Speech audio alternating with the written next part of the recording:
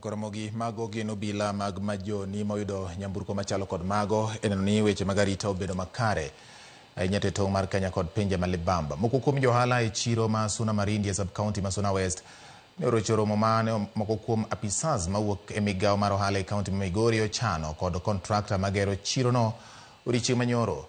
Johala gi moting'o jotend chirono ma gedo mare dhi nyime ka itiyo kod omenda maromo siling $140,000 ne orocho romono ka giwacho ni tend migawo mar ohala ne oloso romono tok ne nyawadgi to ok ne onywandgi e wach mar romono. Jakom mar johala e chirono ma Suna Marindi Charles Khamisi owacho ni gichich ni nitiere kaka moko kuom apisas mag kaunti ma Migori osechako chiwo kuonde ohala e chirono ma igero e yo manyasani ne jogo ma ok tim ohala kanyo.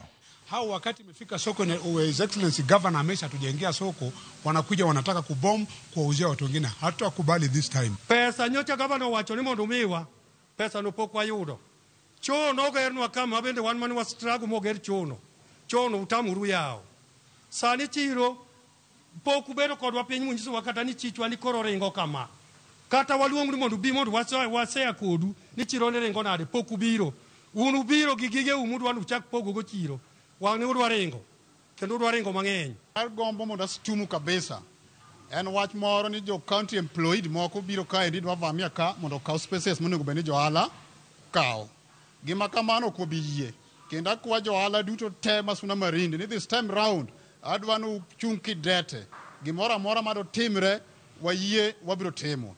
Jopiny kata jo ohala manie chiro kanyo noko ng'eyo maler gimomiyo ne gin kanyo, but ajiri mantiere ni ne ok gidhi pogo chiro kaka jok moko wache, to ne gidhi ng'iyo mana ni tich mar gero chirono ochopo level mane kendo gik mage ne nyatim ka ikruok ne mondo yawe.